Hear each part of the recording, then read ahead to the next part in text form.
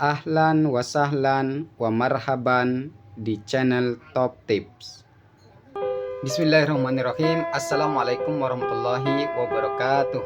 Sahabat Top Tips yang dirahmati Allah Subhanahu wa taala. Edisi kali ini kita akan mempelajari sirah Nabi pada fase di mana Nabi Muhammad SAW untuk pertama kalinya mendapat kabar tentang kenabian beliau. Termasuk Abu Thalib yang menyebabkan beliau sangat tertegun, kaget. Ternyata keponakan beliau ini kelak akan menjadi seorang pemimpin dunia, pemimpin alam semesta ini. Nah, bagaimana kisahnya? Ini bermula ketika Abu Thalib mengajak sang keponakan untuk berniaga ke Syams, dan saat itu usia Nabi Muhammad SAW menginjak umur 12 tahun. Jadi diajak sebagai informasi bahwa aktivitas dari kebanyakan orang-orang Quraisy dalam memenuhi kebutuhan ekonomi mereka yaitu berniaga, berdagang, maka termasuk Abu Thalib ini. Pada masa itu perniagaan berangkat ke Syam, maka berangkatlah Abu Thalib bersama gerombolannya, kafilahnya, termasuk Nabi Muhammad SAW yang saat itu tengah berusia 12 tahun. Sampai di Busra, suatu tempat di mana telah masuk Syams, dan tempat ini merupakan ibu kota dari orang-orang Arab, namun di tengah atau dikuasai oleh orang-orang Romawi. Nah, di Busra ini terdapat seorang rohib yang sangat terkenal bernama Bahira. Nama aslinya adalah Jurjis. Sejatinya rohib satu ini tidak pernah keluar, tidak pernah bersua dengan Nabi Muhammad SAW.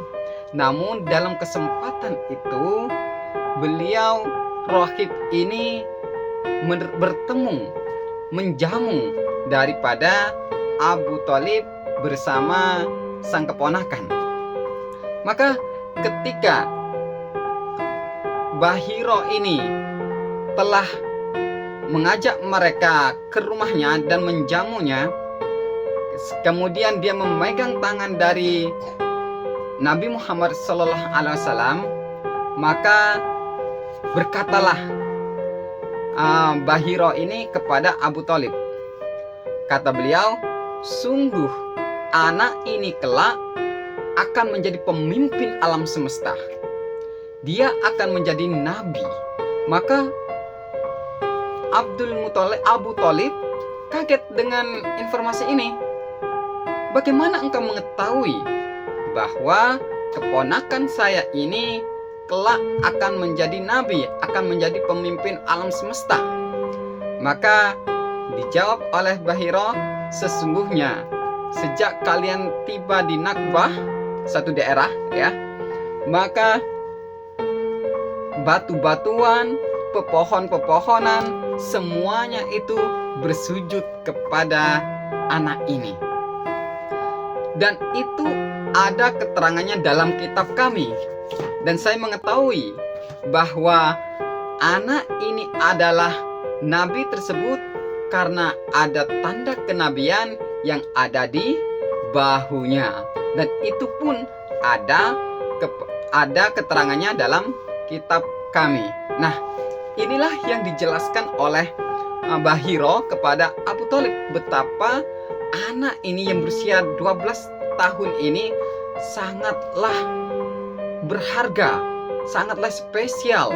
Dia orang yang kelak akan menjadi daya tarik oleh orang-orang kebanyakan, yang akan menjadi magnet perhatian di masa mendatang. Terhadap hal ini, mengingat bahwa anak ini bukan anak yang biasa-biasa saja, bahwa dia adalah anak yang spesial, dan itu termaktub dalam kitab orang-orang Yahudi, maka berpesanlah Bahira ini agar sang paman Abu Thalib dan anak ini tidak melanjutkan perjalanan menuju Syams, tapi cukup di Busra saja. Kembalilah demi keselamatan sang anak ini, yaitu tidak lain Nabi Muhammad SAW.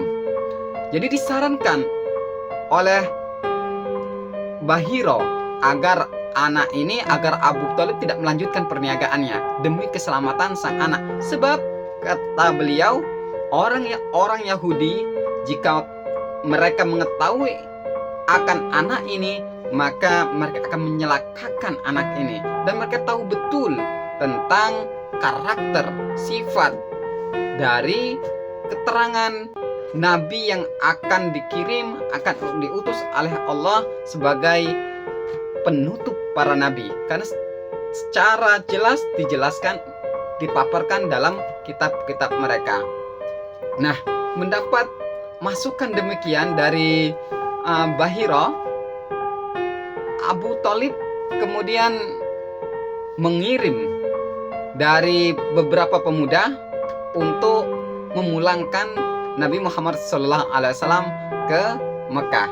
Adapun beliau tetap lanjut ke Syam guna melakukan perniagaan. Jadi inilah awal mula terbongkarnya tentang kenabian dari Nabi Muhammad SAW, dan itu dikulik atau dibuka oleh rohib orang-orang Yahudi, di mana tertera dengan jelas bahwa kelak akan diutus seorang nabi, dan itu adalah Nabi Muhammad SAW yang saat itu berada di hadapannya. Jadi